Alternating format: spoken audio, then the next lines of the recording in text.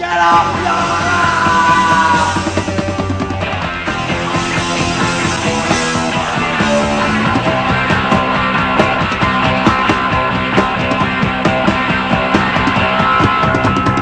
I am an antichrist. I am an anarchist. Don't know what I want, but I know what I get. I want to destroy by this night. I wanna be anarchy and I spin it.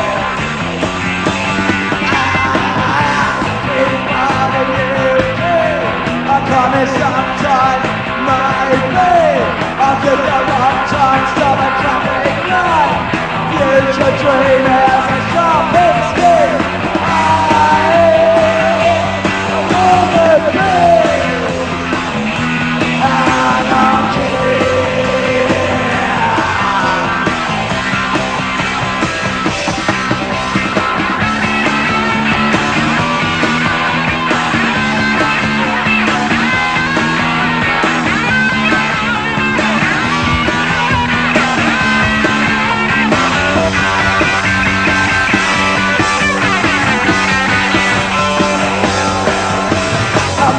Ways to get what you want.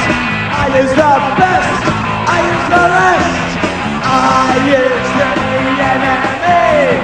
I use anarchy because I wanna be anarchist. Get here.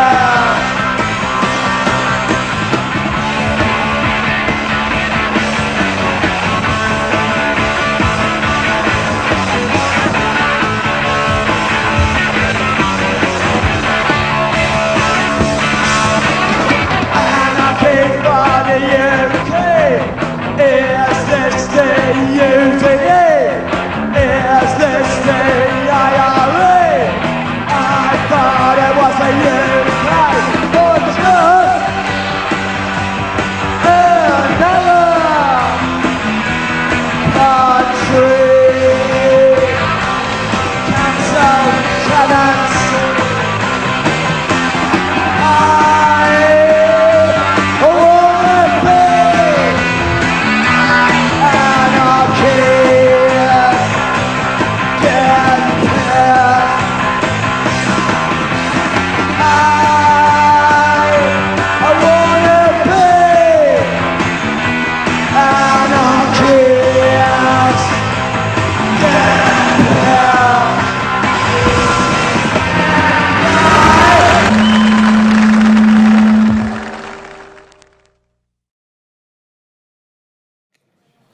If you can hear me, I think we can make a start. Good evening, ladies and gentlemen, and welcome to the university. I'm Gunn Lamberts, I'm the Vice-Chancellor here, and I'm really delighted to see so many of you here tonight. We have a series of lectures on research in focus, as they're called, and they just aim to show off what we do at the university in research.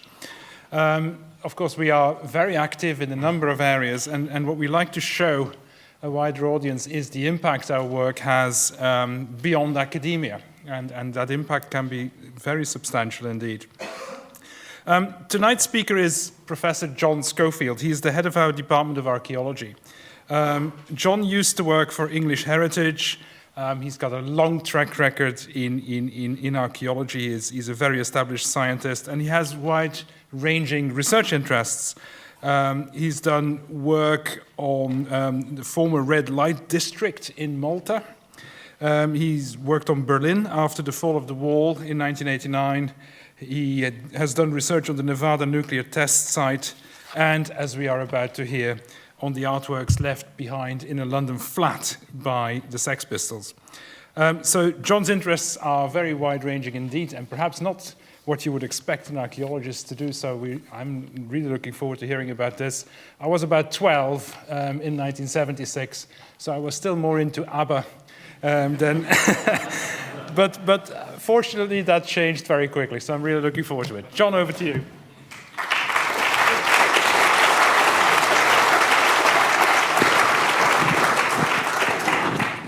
Okay, well, thank you all very much for coming. It's great to see so many people here, but also such a diverse audience as well. People I know from the university, people I know who are not from the university, people from other universities. So it's great to see such a wide range of people here. And I guess you're all here because you have some interest in the Sex Pistols, or you know something about them, or you're intrigued to know why an archaeologist might be interested in them. I was 14, by the way, so 2 years older than you, but it was still all a little bit soon for me. So why is an archaeologist interested in all of this stuff? To answer Kern's question, and maybe a question some of the rest of you are asking as well. Archaeology is one of those subjects that is very much about place and time and the relationships between people and places in different periods of history. And for me, I was trained as a prehistoric archaeologist, so that was my background. And I sort of, during my time at English Heritage, I shifted very quickly actually into the more recent periods, partly because I sort of had to. I was asked to take responsibility for an area of Second World War archaeology that most other people didn't seem very interested in doing. So I took that on, and that then led to all sorts of other things, including the things that Kern mentioned at the start. So I shifted very quickly, actually, from the prehistoric period to the what now is referred to as the contemporary past. So I worked in the heritage sector for a long time, and it's a heritage sector now that is also very much about the relationships between people and place and things, objects, and so on. But those are now very much about the everyday rather than just the iconic. Even 20 years ago, when I first started working for English Heritage, maybe a bit longer actually, it was very much the iconic things and the country houses and the castles and so on that seemed to be the focus. And in the last, I don't know, 15, 10 years, I suppose, the emphasis seems to have shifted a bit, and there's a much more of a focus now on the everyday, which suits me just fine. And my interest really is in how all these things fit together and how relationships are formed. And one of the ways in which people form attachments to places and things is through music. And that's kind of where I come into it. And the playlist that I hope you've just enjoyed at the start, that's some of the music I like. I have a very diverse taste, but those are the bits that fit best with this lecture. And with all of those, actually, there's some connection for me. There's either a memory or a connection with a place or a particular point in time. So I've done other bits of work in this area. One of the things that I've been working on recently is the Berlin techno scene. Well, Berlin as a city, really, and how Berlin has changed. And the role that techno is playing in the contemporary city. And I'm not going to talk about that tonight, obviously, that's not the subject.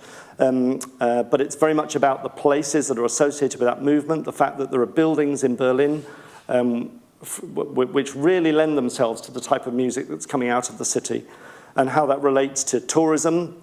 And there are a lot of people who visit Berlin specifically to go to these clubs. More people go clubbing in Berlin than go to the opera, for example, or go to the theatre in Berlin. So it's a big part of the cultural market. And I wrote about this recently in The Conversation, so if you're interested in that, you can see it there. And Steve Ashby in my department and myself, we've also done work on pagan metal, and you can see some objects there, and a tattoo and a band on stage, and you'll probably see, those of you with an archaeological background will probably see all sorts of archaeological reference points in that as well. Anyway, punk, 1976, when Kern was 12 and I was 14. What was going on in 1976? Well, this is what 1976 looked like. Yeah, I suppose you need to be probably older than 45 to remember it. Some of you will, some of you won't. But it looked a bit like this. A lot of people on the high street, the sun was shining. People wore ordinary clothes, ordinary normal footwear. People didn't walk around like this, attached to their mobile phones. They had conversations with each other while they were walking along. It's a strange world, but Wallace was still there then, just as it is now, on the high street.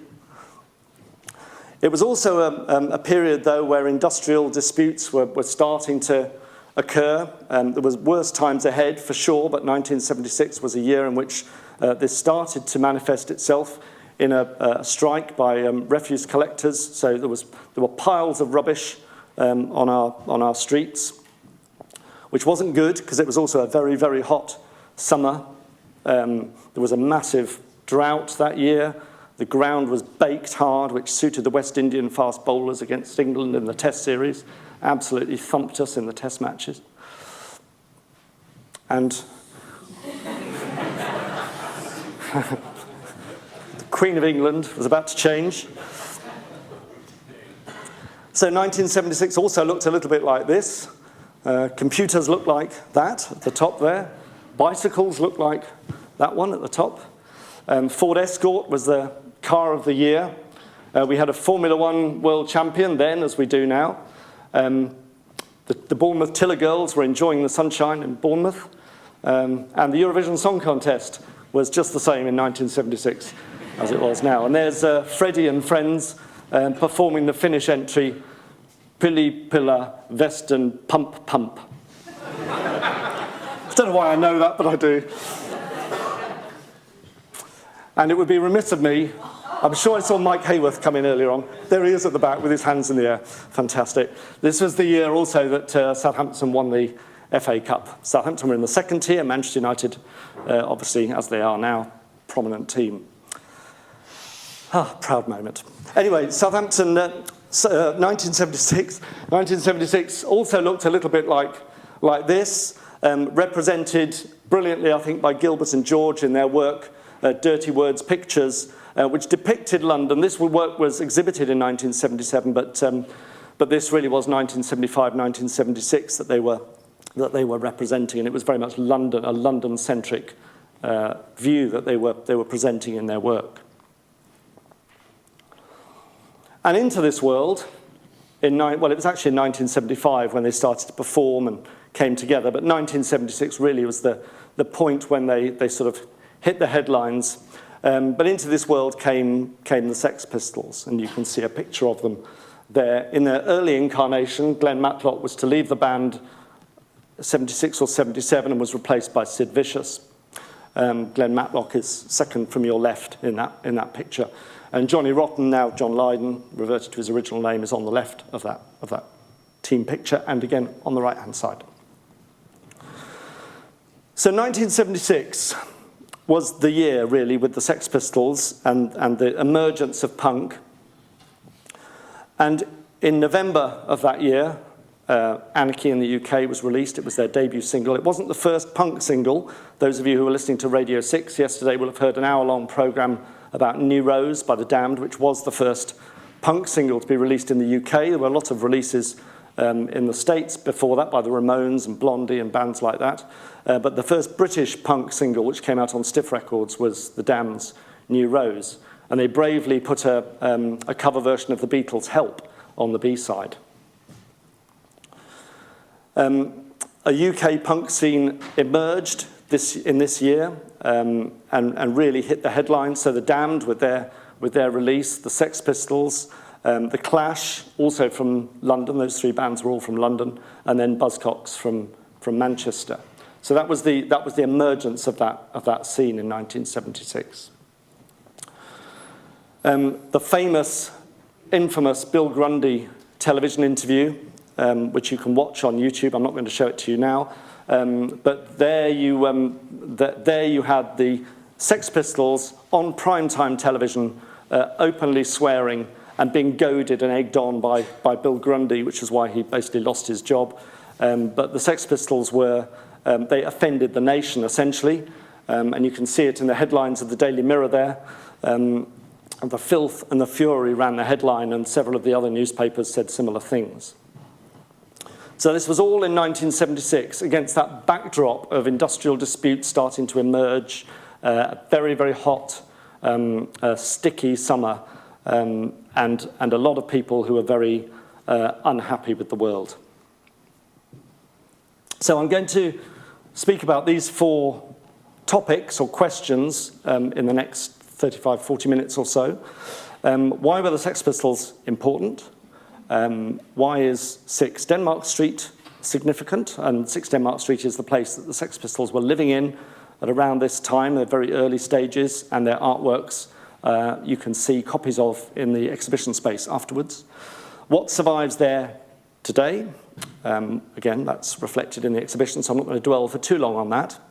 And then I'm going to focus for a little bit longer on the heritage controversies surrounding this. So I'll come to that later. First of all, though, let's start with the Sex Pistols and why they were important. So what were the legacies of the Sex Pistols, or what are the legacies of the Sex Pistols? Well, one of the obvious points, I suppose, is that there were a lot of copycat bands or bands that came around very quickly after the Sex Pistols, either because they'd seen them on stage and wanted to be like them, or because they liked the music and they wanted to perform and make music like that. So guitar bands in the traditional sense, but thrashy and loud and angry and raucous. So there were lots of those. They all started to pop up. Some of them became very successful. Many of them didn't. I think actually more important than that, and a lasting legacy, is the whole approach to music, but also culture in general. So the production of artworks, for example, and writing and fashion industry and so on. It was this whole idea that anybody could just get up and do it. You didn't have to be well-resourced, you didn't have to be particularly talented, you didn't have to be particularly ambitious. You could just do it. You could just get together and form a band, and there's a picture in John Savage's book about the Sex Pistols which shows 3 chords. This is a chord, here's another one, and here's another one. Now form a band. And that's the kind of the whole. I can't play the guitar, by the way. That's why that wasn't. But that whole idea of just having a go and doing it for yourself, the DIY approach. A lot of people have written quite a lot about that. There was also emerging at this time a real sense that you could actually challenge authority and challenge the conventions. Even if there is a rule book or was a rule book, you could change it. You could do something different. You didn't have to follow all the bands that had been before and all the different styles and particular types of music. You could actually do something that was completely new and completely original. And every now and again, when you listen to the radio now, you hear things that you really struggle to actually think, what are the influences in that? That's so original, so new. It doesn't happen very often, but it's quite telling that it does actually happen quite a lot now, whereas in fact I think back in the 1970s and 80s it was less common for that to happen. Phil Oakey, the lead singer of Human League, did an interview a few years ago for a television program or film, I think it was, and he actually said on the interview, this moment, the moment when punk happened and the Sex Pistols appeared on the scene, this was the point where the Second World War came to an end. And obviously he didn't mean literally the Second World War, but he meant the influence of the Second World War and that very sort of safe, conservative, slightly tired, well-mannered world suddenly changed. And if you were to spot a moment in time, I suppose it would be that Bill Grundy interview, the point when everyone saw that on television and thought, wow, they did that? And then they went and did it themselves, either by changing the way they dressed, or the way they spoke to their parents, or their teachers, or whatever it was. But at that point, something changed. That was his view, and I don't think he's far off the mark with that. After punk, of course, there was a whole post-punk movement, and a whole load of different musical styles and genre started to appear, many of which state that punk was one of their heaviest and strongest influences. There was a lot more musical integration and hybridity, and the merging of punk and reggae, for example, is very well known, and people who performed in those two worlds, they were very close together, and that led to all sorts of interesting fusions musically. So, in the words of Ruth Adams, punk created this culture and lifestyle outside and perhaps at odds with the mainstream, and dramatized the experiences of often marginalized and excluded people. And a lot of people who were attracted to punk did feel marginalized and excluded up until that point, and suddenly they had an identity. Suddenly there was something that they could link up with, and it gave them this sort of sense of belonging. So here are some examples of people who claim they've been very heavily influenced by punk, and I can see why they think that. So bottom left, that's Daft Punk. So they're sort of techno-punks, and they produce music which they state has very close relationship to the not necessarily the style of punk music, but that form of execution and the originality of punk, and just throwing away the rule book and doing something completely new. The same with, well, no, actually, the levelers. Take the levelers down here, your bottom right. That's another comparable example, I suppose, where musicians have just done something very, very different. And they were referred to in their early days anyway as cyberpunks, so the name was there as well. And then at the top, you've got Dizzy Rascal, and this is a genre. The whole hip hop scene is one where people just do their own thing, literally, and usually in their own homes, often in their own bedrooms with their laptop, and they make their own music, and sometimes that music can be very successful. So that's the DIY approach, essentially. There's not a lot of musical comparison between the two, but the style and the fact that you're just doing it yourself resonates with punk, I think. And it goes on today. So you heard on the playlist at the start there, about halfway through it, the Ming City Rockers, who I love, from Immingham, and I really like their style. And you see the lead singer of Ming City Rockers above me on the left here. So again, you can listen to their music, and if you didn't know who they were, you might think, wow, I haven't heard them before, and think 1977, 1978 maybe, but it's clearly not. It's contemporary. And on the right there is that's Wild Billy Childish, who's Medway Wheelers you heard at the outset. Lovely song about cycling and his mother, which isn't very punk, but Wild Billy Childish is very much a punk artist, and you can feel that and hear it in the very raw style of music that he produces, and his live performances as well, which are often chaotic. So that's music and the musical influences of punk, but we have a lot of influence also in the fashion industry as well. And the quote that refers to Zandra Rhodes' 1977 collection, a lot of which was plastic and safety pins. And to shock is chic was the quote in Cosmopolitan magazine at that time. Those images aren't from that collection. At the bottom here you can see Vivienne Westwood, who was one of the key players in the punk movement, and particularly the idea that fashion was one of the drivers for this. And she ran this shop on the King's Road in Chelsea. I'm sure you all know this part of the story, which you can see at the top there, called, at the time anyway, it was called Sex. And Malcolm McLaren and Vivienne Westwood ran this shop, and various members of the Sex Pistols worked there, and they certainly got their clothes from there and their T-shirt designs and so on. And then art, well, you could name a whole load of different examples of artists who have, in one way or another, been influenced by punk, or one could argue have been influenced by punk, because they just throw away the rule book. And Tracy Emin's Bed was the one that came to mind for me, partly because it segues into the connection with Wild Billy Childish. They were together for a while, and he was making his music. He's also an artist, actually, and a poet and a writer, and Tracy was doing her work. And they went their separate ways and were both successful in different ways. So those are just a series of sort of legacies. I think, for me anyway, the most important of all of those is the fact that it just gave people this freedom to express themselves in whatever way they wanted to do that. And we'll come back to that a little bit right at the end. So Denmark Street then. I guess you all know where Denmark Street is in London.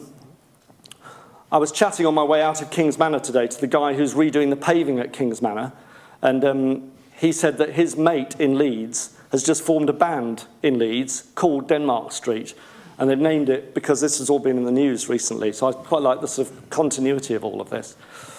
So there are a number of images there which just together represent some of the reasons why Denmark Street is such an interesting place. You'll see a picture of the Rolling Stones in their early days up at the top there, and on your right-hand side, the picture of Elton John as well. Both of those people have strong links with Denmark Street, made early recordings there, for example.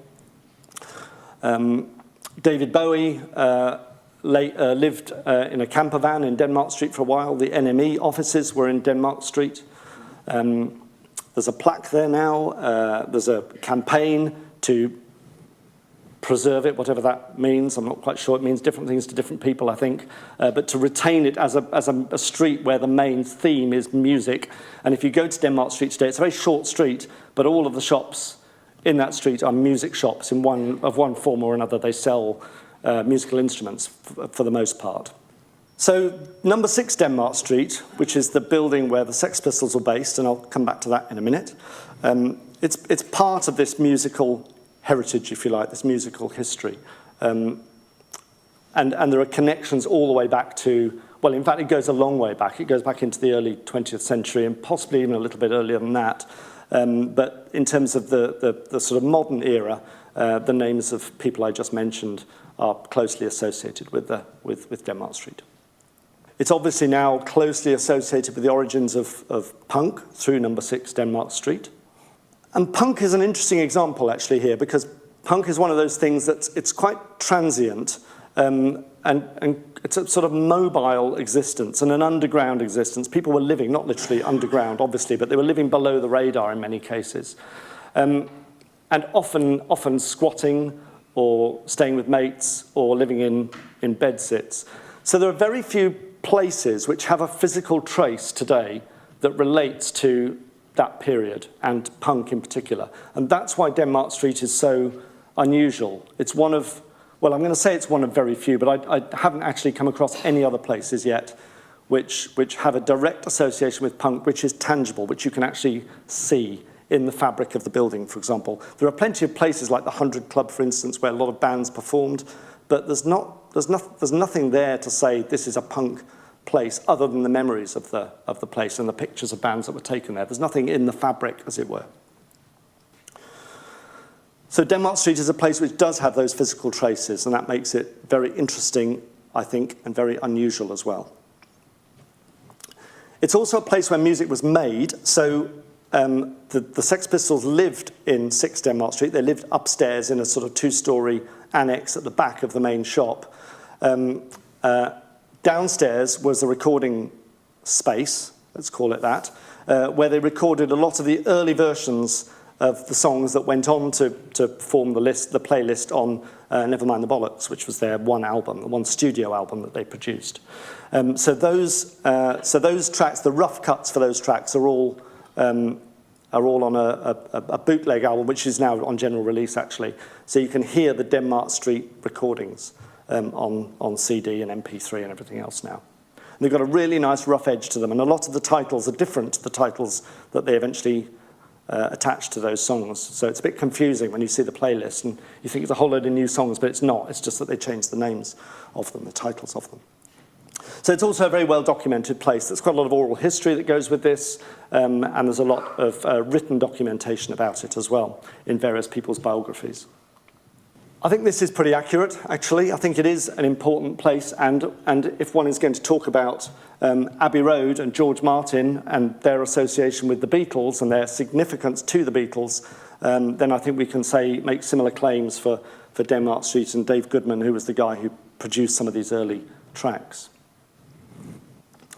So what survives there today? Well, as I say, when you go out of here at the end, there's an exhibition where you can see I think all of the artworks actually in the exhibition space. So you can they're not as they are in the room. They've been sort of moved around a bit, artistic license, but they're there, and you can see all of the images. And some of them have been nicely grouped together, so you can see all the band members together, for example, and things like that. So this is what Denmark Street actually looks like. It's very close to Tottenham Court Road Station. So if you're in London, then it's worth just taking 10 minutes just to walk down. And then if you're coming back up to York, by the way, you'd presumably be coming out of King's Cross, so you can take another hour out of your day and go to the British Library and visit the punk exhibition, which is excellent. I went there last week, and it's a free exhibition in the British Library. Some really interesting artifacts in there, and lots of listening posts where you can listen to some of the music as well. Anyway, this is what Denmark Street looks like today, and it's the shop there that's got the yellow front. That is number 6 Denmark Street. So you go in there, it's a vintage guitar shop now where they sell guitars that have been played by the rich and famous, and they sell them for very high prices indeed. And then you go through there and you go out the back through a courtyard and into the annex at the back, which is where the Sex Pistols lived in 1975, 1976. And then I think Glenn Matlock stayed on. We're not quite sure how long, but he stayed on for a while after the Sex Pistols moved out. He'd left the band by that stage, and then when they moved out, he moved back in, basically. So this is Malcolm and Johnny. So Malcolm McLaren on your left, and Johnny Rotten on the right. We'll come back to Johnny in a minute. I'm having thoughts about that picture. But let's just see what they really look like. So there we go. There's Malcolm. And there's Johnny. So we'll go back so you can have another look. And I think the picture of Malcolm, for example, is really a really good likeness. And he's got all the details in there, particularly with the trench coat and the quiff and so on. So you have another look at the picture. It's a really, really good likeness. The Johnny picture, however, is a very primitive picture. It's a very primitive style. And we'll have a look at a couple of other people in a minute and see what you think. But I'm wondering now whether that actually is a Johnny Rotten artwork, the self-portrait. I'm wondering whether it is actually someone else who's drawn that. Another band member, for example. It's a very different style. Okay, so this is Sid and Nancy. So you know the story of Sid and Nancy, presumably. Well, I won't distract myself by going into that now, but there's a film called Sid and Nancy, which is basically tells that story. So Sid Vicious on the left, and Nancy Spurgeon on the right, and Nancy was Sid's girlfriend. So what do they really look like? I'm sure you all know, but have a look at this.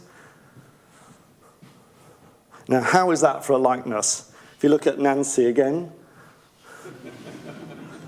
well, the Sid one's pretty good as well, actually.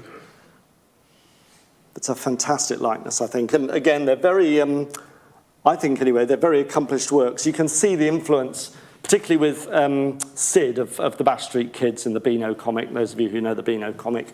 But they're very interesting and very accomplished artworks and very good likenesses, I think. But it does rather, the more I look at it, the more I see Johnny as a different style.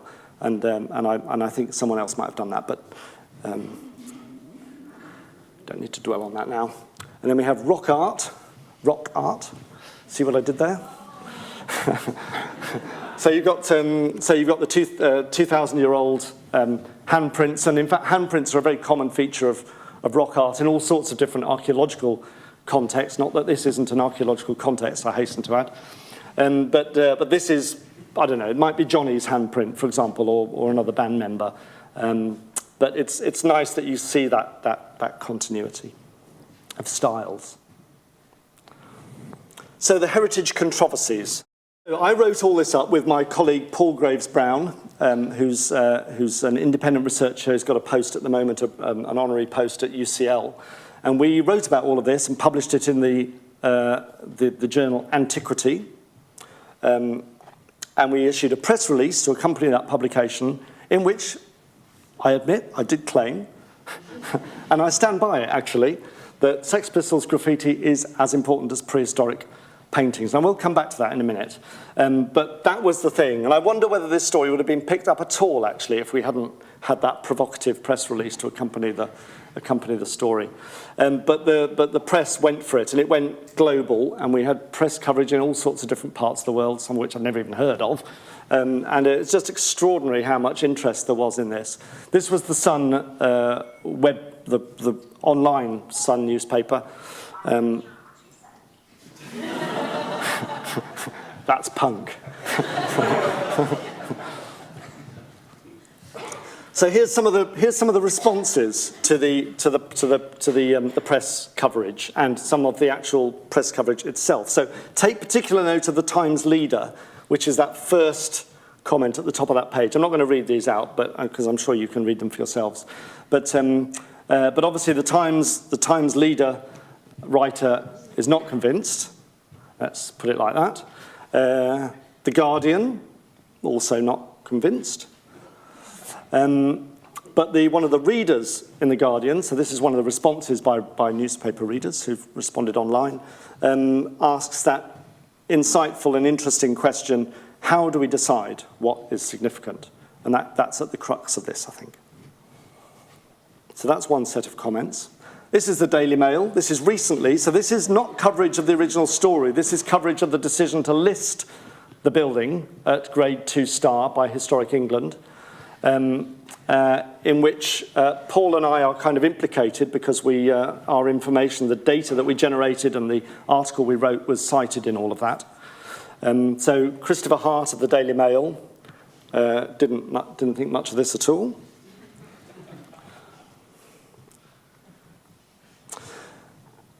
And then would you know it, 5 years later, the Times have changed their tune completely. Heritage is a succession of eras, and Soho has had many incarnations. The Sex Pistols were a short-lived but notorious part of it. They seem to like it. Well, at least they seem to get it, anyway.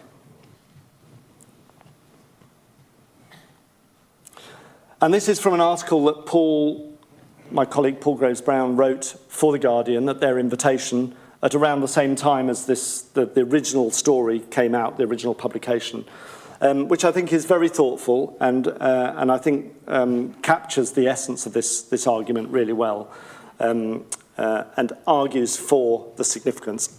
First of all, saying that it's very hard to actually pull apart two things that are actually very different anyway, and who are we to decide in any case what's more important? People will have different views, essentially. And then recognising that that this view that the Sex Pistols are relevant and important does have currency. Particularly now, well, not now, but 2011 when this was written, when we were in the middle of recession, and some of the same issues as were current in 1976 were live. So I'm just going to see if this works quickly, because it's quite interesting. This is the English Heritage press release. But I particularly wanted to show you this, which is just bizarre. So this is the original list entry for number 6 and 7 Denmark Street. And look at the number, list entry number. 1271 1976. It's a computer-generated number. How did that happen? Someone must have. That can't be accidental. But it's great fun, I think, that the list entry number has that significance. A nice little touch. Okay, so now, we now know what Johnny thinks of all this. When the original article went to press, we didn't know what he thought about it. One of the things that came out of that original press interest was an interview conducted by Amy Zayed, who used to be a Radio 6 journalist. She then went to work for British Forces Broadcasting, and I think she's back at Radio 6 now. But she had a whole series of conversations with John Lydon about this, small bits of which ended up on a news item on Radio 6. But the majority of it didn't. So this hasn't been heard before. And there's an article that's in press at the moment which sort of reflects on all of this and Johnny's own thoughts. Now, you've probably got views on from what you've seen so far and heard so far of what Johnny might think of all of this. So you might, I don't know, maybe you'll be surprised by what he has to say. So we'll start off with me getting a ticking off. And Amy Zayed is the other voice you hear in this, by the way. Damn liberty. How dare anyone call my artwork and cartoon drawing graffiti? I'm not soiling the back end of a garage door. When I draw, it's appropriate, let's say. It's simulations of scenes that went on when we were rehearsing, caricatures of Malcolm and the band, all with a slightly favourable, be it somewhat hilarious touch. Well, he's calling it... If somebody sees my artwork as valid, that's fantastic to me. I'm never, ever going to shout them down on that. So, good for us that we think it's valid, but we stand corrected on the graffiti. So the new article that's about to come out doesn't talk about graffiti. In fact, we correct ourselves, and we do refer to these as artworks. But some interesting comments in there and quite a positive take on it. So the second part of that interview, let's have a listen to that. The over-intellectualisation of us has always been like at once hilarious, but like deeper thinking about it, kind of dismal and sad, because they're trying to box us and departmentalise us and somehow explain it all away in a trivial, which I think intellectualism can be, trivial way. I'm not one for the museums. I don't like my stuff ever to be viewed that way, but there is a historical perspective to it. Exactly. Well, who owns the property now? I don't. I think it's some offices up there. Ah, well, there's enough of them ruining the world. So, more Mr. Rotten artwork, please. Actually, leave it and make them work in it, and it might just inspire them to come up with something decent for the world. All right? I can imagine it's probably a real estate office. Oh. And that would be really deeply funny if a preservation order was put on it and a real estate agent couldn't sell it. Which, of course, well, it's got a preservation order on it anyway now.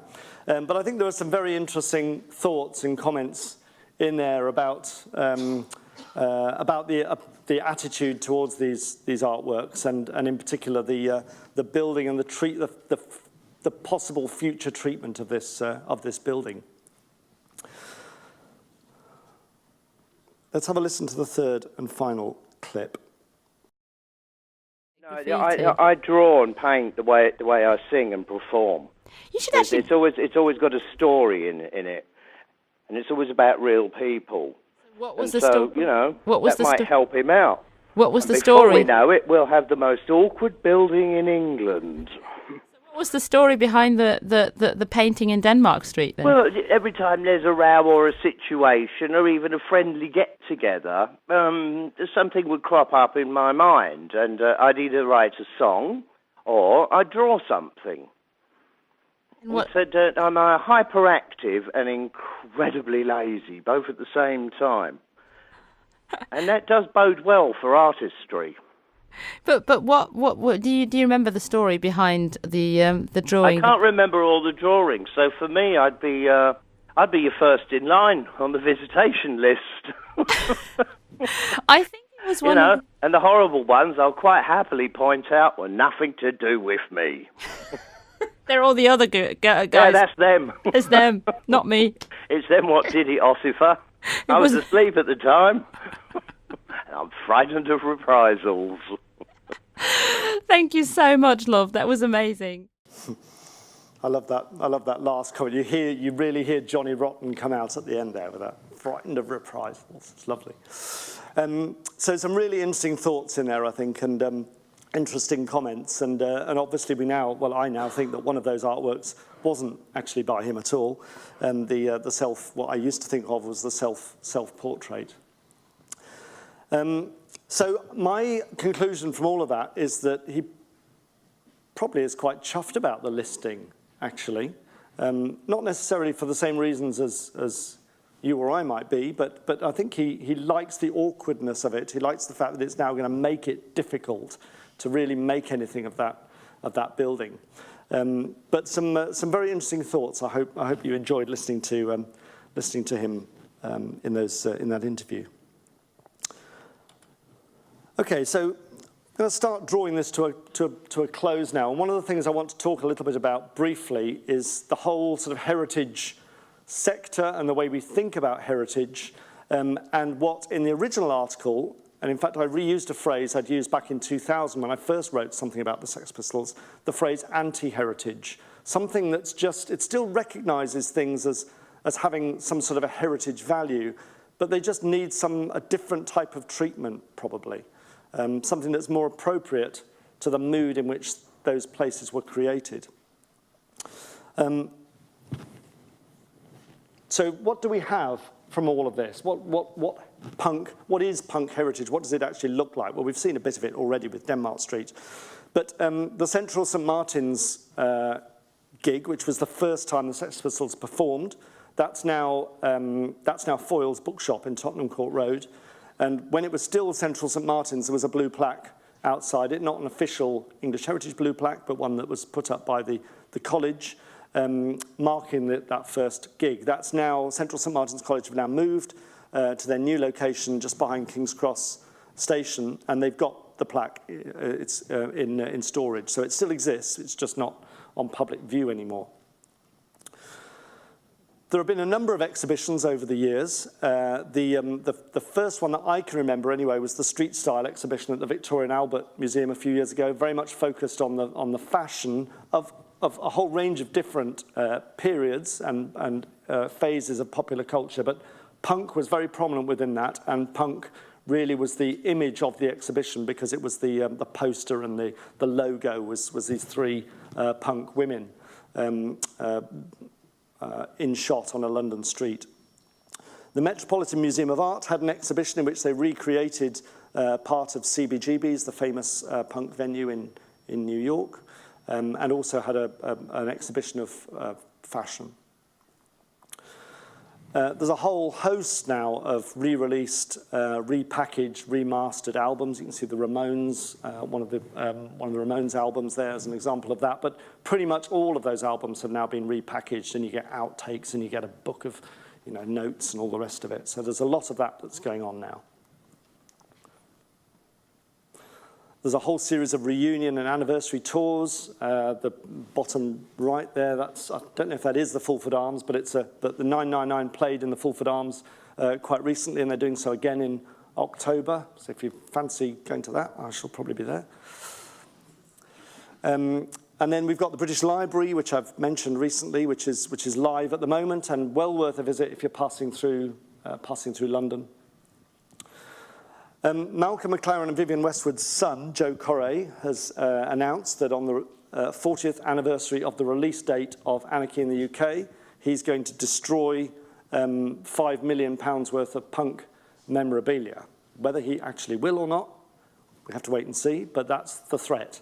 John Lydon was in the paper 2 days ago, I think, saying what he thought of this, and he didn't like this at all. He was basically saying, why on earth don't you just give that stuff to charity and allow people to sell it, and which seems very sensible to me. But anyway, that's what's intended. It's a protest against the Queen's support for Punk London, Boris Johnson's support for Punk London, and the fact that all these institutions that punk was very much against are celebrating the 40th anniversary. That's the reason why he's doing it. And then we have a grade 2 star now, listed building. So that's up in the top 8% of listed buildings in the country. It's not listed only because it's a punk building. It's listed as a very good example of a 16th, 17th century townhouse in London, a rare survival of its type. And if you read the list description, which I didn't leave up there long enough for you to really look at, it talks about that first, and then it goes into the historical associations. And in that section, punk and the Sex Pistols are very prominent. I did specifically ask my former colleagues at Historic England now whether that building would have been listed if it hadn't been for the punk associations. And they said, I think they were sort of hedging their bets a bit, but they basically said the punk part of this story was really important in the listing. So maybe that made the difference between 2 and 2 star, for example. I don't know. But they certainly recognise that part of the story as important. So just a few very brief conclusions. I'm just aware of the time, and I don't want to run over too much. So I'm just going to finish really with 3 quotations, which I think give you some idea really of where all this is headed. I'm just going to stand over here because I'm going to read a bit of this out.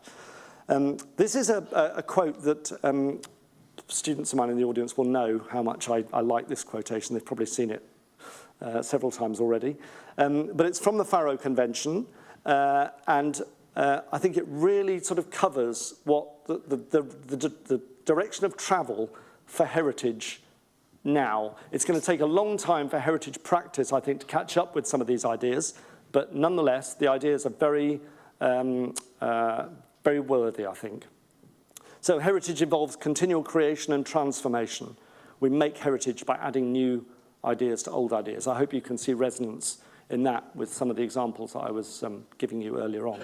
Heritage is never merely something to be conserved or protected, but rather to be modified and enhanced. It's there to use. It's a resource. We should make use of it, rather than just slap a preservation order on it and leave it. So I think we can take something from that. There's some quite innovative ideas in that. They're not so innovative perhaps right now, but when the Faro Convention came out in 2008, it's almost 10 years ago now, these were quite radical ideas. So from John Savage's wonderful book, if you haven't read it, you really should. It's a monster. It's a very, very big book about punk and the Sex Pistols, but it's excellent. And I see that there's another book came out quite recently on outtakes from that book. So it's a lot of the interviews that were conducted but didn't feature in the final book.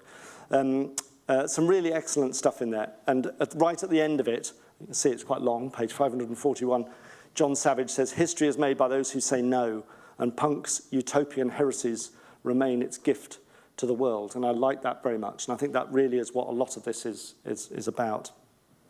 And I think archaeology fits into that as well, because archaeology is also one of those disciplines which allows you to explore the world in the past, whatever that means. It can be 10 years ago or it can be 10,000 years ago, and really start to think about these people who said no, the people who challenged authority, the people who didn't conform. And archaeology allows you to look at the normal and the everyday, but also to look at the people who live different lives as well.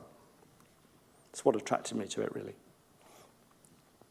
And then, as John Lydon has said, punk became a circus, didn't it? Everyone got it wrong. The message was supposed to be, don't follow us, do what you want. And of course, a lot of people did follow them because they liked what they saw, and people still follow them and still make music that sounds a little bit like the sort of stuff the Sex Pistols were producing. But the whole point was that you should just throw all that away and just do something different, do something new and creative and innovative that doesn't necessarily hark back to things that happened in the past. And I just want to end, actually, by paying tribute to my wonderful colleagues in our archaeology department at York, because they've really, since I came to York in 2010 from English Heritage, where I'd started doing some of this work, they've provided this wonderful environment in which I've been able to pursue some of these interests, partly because I'm not actually on my own in the department doing that. There are other people doing interesting, really radical and innovative things that do actually throw away the rule book to some extent. You've got, I'm going to single them out because I don't think they're actually here. Apologies if they are. But Sarah Perry in the middle there, for example, who does incredible stuff with social media. And punk was all about finding new ways of communicating with everybody, with finding new opportunities and new media with which you can communicate with the people who find it very hard to use traditional media, for example. And so Sarah's been recognised for her work in that area. Colleen Morgan has published in a book called Punk Archaeology. It was a collection of articles and essays about finding these radical approaches to the past. And Penny Spikins, whose book on the far side there, How Compassion Made Us Human, looking at really interesting relationships between psychology and archaeology and trying to pick out or identify that evidence which allows us to understand how people felt in the past. It's really interesting stuff. And I've done work with homeless communities, and I did some work on a transit van and all that kind of thing. And I quite like to think of those as a bit punk in their approach. But I don't think punk is as radical as it used to be. I think a lot of people are doing radical punk things in their everyday work. And I think that's a good thing to do and a good way to be. So that's me done pretty much. You've got lots more to look forward to this evening. You've got Sherbet Flies who are going to be playing afterwards in the auditorium. I'm really grateful to them for agreeing to do that. And we've also got special beer for the occasion, which I know you're going to enjoy. I've tried it and it's really good, brewed by the Half Moon Brewery. So I hope you're going to enjoy that as well. I will take a few questions in a minute, but for now, thank you very much.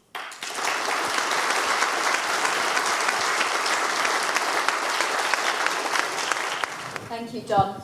I'm Kate Giles, the Acting Director of the Humanities Research Centre, and I'm also one of John's colleagues from the Department of Archaeology.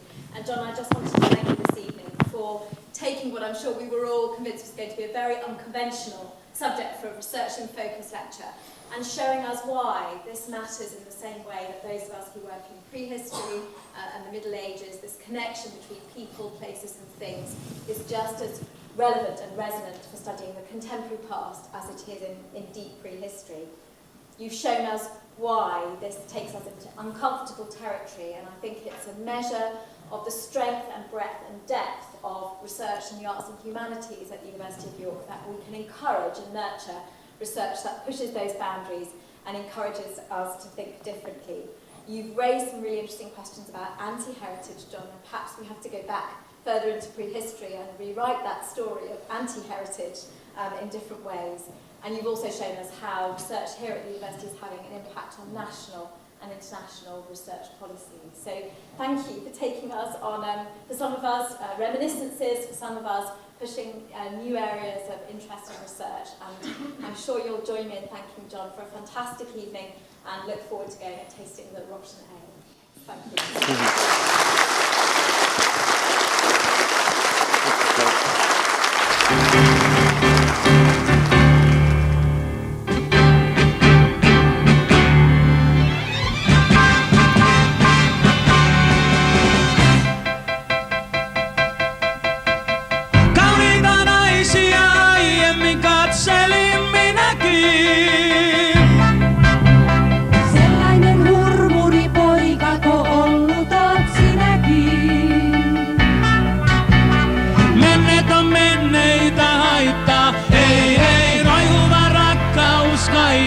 Sellaisen mielestä vei.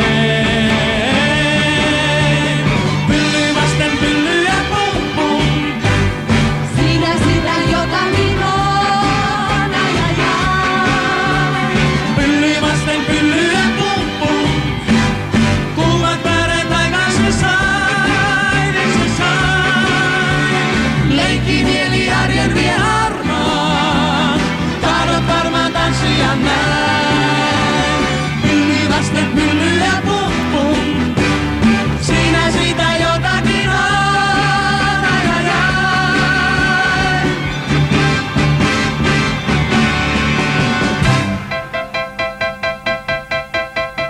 Mulle sä sinkosit sieluni sykkivän kipinän. Kätesi kosketus synnytti tänne näin kipinän. Leikkiä tahdomme kaksi, näin, missä ja milloin me ollaan, ihan vain selvingen päin.